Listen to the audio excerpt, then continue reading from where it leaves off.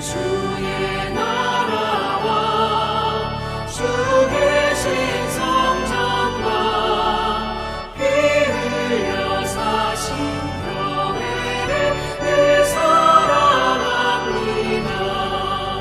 내 주의 교회는 전성과 같아서 눈동자같이 아끼사 늘 보호하시네.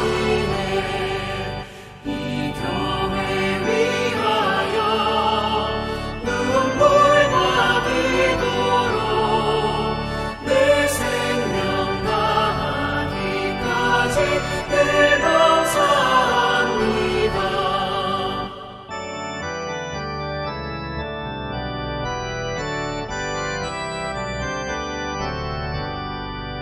성도의 교제와 교회의 위로와 구주와 맺은 언약을 늘 기뻐합니다.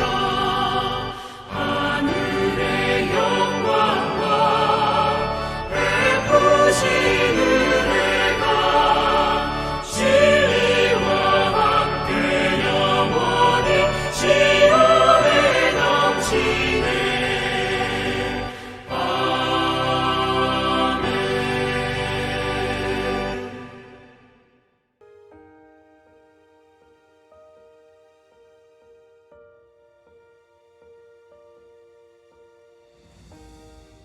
만군의 여호와여, 주의 장막이 어찌 그리 사랑스러운지요. 내 영혼이 여호와의 궁정을 사모하여 쇠약하며 내 마음과 육체가 살아계시는 하나님께 부르짖나이다. 나의 왕, 나의 하나님, 만군의 여호와여, 주의 제단에서 참새도 제집을 얻고 제비도 새끼 둘 보금자리를 얻었나이다. 주의 집에 사는 자들은 복이 있나니 그들이 항상 주를 찬송하리이다. 셀라. 주께 힘을 얻고 그 마음에 시온의 대로가 있는 자는 복이 있나이다. 그들이 눈물 골짜기로 지나갈 때에 그곳에 많은 샘이 있을 것이며 이른 비가 복을 채워주나이다. 그들은 힘을 얻고 더 얻어 나아가 시온에서 하나님 앞에 각기 나타나리이다. 만군의 하나님 여호와여, 내 기도를 들으소서. 야곱의 하나님이여 귀를 기울이소서. 셀라. 우리 방패이신 하나님이여, 주께서 기름 부으신 자의 얼굴을 살펴보옵소서. 주의 궁정에서의 한 날이 다른 곳에서의 첫날보다 나은즉 악인의 장막에 사는 것보다 내 하나님의 성전 문지기로 있는 것이 좋사오니 여호와 하나님은 해요 방패이시라. 여호와께서 은혜와 영화를 주시며 정직하게 행하는 자에게 좋은 것을 아끼지 아니하실 것임이니이다. 만군의 여호와여, 주께 의지하는 자는 복이 있나이다. 할렐루야. 오늘도 말씀으로 하루를 여는 모든 성도님들이 하나님의 축복의 사람들이 되기를 간절히 소망합니다. 오늘 우리가 읽은 시편 84편의 말씀은 우리에게 참 익숙한 말씀이지요. 찬양으로도 많이 불려지고 있고 설교시에도 자주 인용되는 말씀입니다. 오늘 말씀을 통하여 시인은 어떤 사람이 복이 있는 사람이라고 이야기하고 있는지 알아보며 우리가 그러한 복이 있는 사람으로, 축복의 사람들로 살아가기를 주님의 이름으로 간절히 축원합니다. 오늘 본문은 고라 자손에게 속한 시이고 인도자를 따라 깃딧에 맞춘 노래라고 되어 있습니다.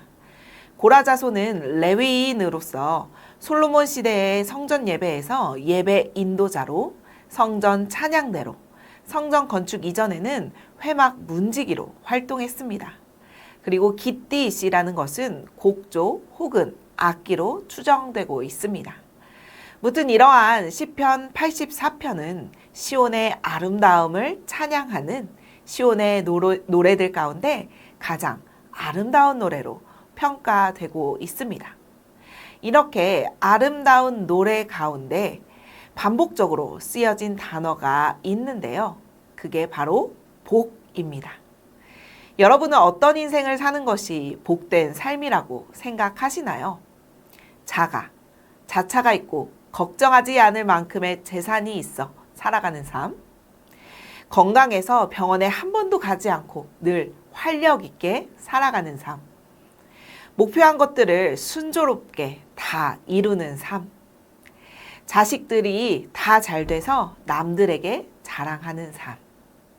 물론 이런 삶을 살아간다면 더할 나위 없이 좋겠죠. 사람들이 보기에 정말 복된 인생을 살아간다라고 할 수도 있겠습니다. 그러나 오늘 시편 84편의 말씀에서는 이러한 삶이 복된 삶이라고 이야기하지 않습니다. 그럼 오늘 시인은 어떠한 삶이 복된 인생이라 하는지 말씀을 통해 알아가 보도록 하겠습니다. 첫 번째는 주의 집에 사는 자들이 복이 있다라고 이야기합니다. 우리 함께 4절 말씀을 읽어보겠습니다. 주의 집에 사는 자들은 복이 있나니 그들이 항상 주를 찬송하리이다. 아멘. 시인은 하나님의 성전을 참으로 사랑하는 사람이었습니다. 1절과 2절에 보면 그가 얼마나 성전을 사모했는지 영혼이 쇠약해질 정도로 그리워했다고 합니다. 그러나 현재의 상황을 보면 시인은 성전에 나갈 수 없는 상황 같습니다. 그래서 시인은 성전에 들어갈 수 있는 모든 존재, 심지어 참새나 제비도 부러워하고 있습니다. 우리는 마음만 먹으면 참 편하게 성전을 왔다 갔다 할 수 있지요. 그러나 불과 몇 년 전만 하더라도 코로나로 인하여 전혀 그럴 수 없는 상황에도 처했습니다. 예배당을 마음껏 드나들 수 있는 것, 이것은 우리가 쉽게 잊어버리는 특권입니다. 오늘 우리가 주님의 몸된 교회에 나와서 예배할 수 있는 것은 주님의 크신 은혜인 줄로 믿으시기 바랍니다. 그리고 누군가에게는 평생의 소원이 될 수도 있는 시간임을 기억하셨으면 좋겠습니다. 그래서 우리가 할 수 있을 때에 기회가 주어질 때마다 주의 집에 거하며 주님의 은혜를 누리며 살아가는 저와 여러분들이 되기를 축복합니다. 두 번째, 어떤 사람이 복이 있냐라고 이야기하냐면 5절 말씀에 나와 있는데요. 주께 힘을 얻고 그 마음에 시온의 대로가 있는 자는 복이 있다라고 이야기합니다. 먼저 마음에 시온의 대로가 있는 자는 어떤 사람을 의미하는 것일까요?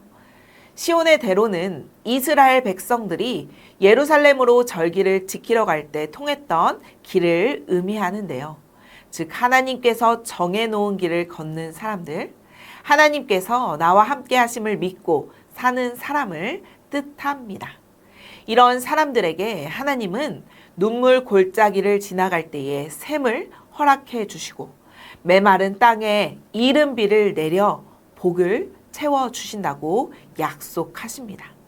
다른 곳에서 힘을 얻는 것이 아니라 만군의 여호와가 우리의 힘이 되시는 것을 믿고 주님 앞으로 나아간다면 결국 주님 앞에 설 수 있게 되는 복을 누리게 되는 것입니다.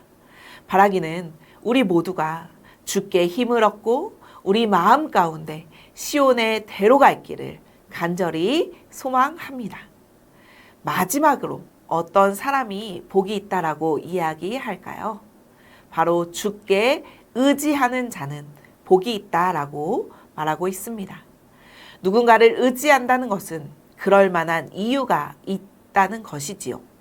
어린 자녀들이 부모를 의지하는 것, 자녀들을 먹이고 입히고 돌보고 사랑하니까 자녀들이 부모를 의지하는 것이지요. 마찬가지로 본문의 시인도 주님을 의지하고 있는데요. 얼마나 의지하고 사모하는지 10절 말씀에 잘 나와 있습니다. 우리 함께 읽겠습니다. 주의 궁정에서의 한 날이 다른 곳에서의 첫날보다 나은즉 악인의 장막에 사는 것보다 내 하나님의 성전 문지기로 있는 것이 좋사오니. 아멘. 하나님과 함께하는 단 하루가 하나님 없이 사는 첫날보다 더 좋다라고 이야기하고 있습니다.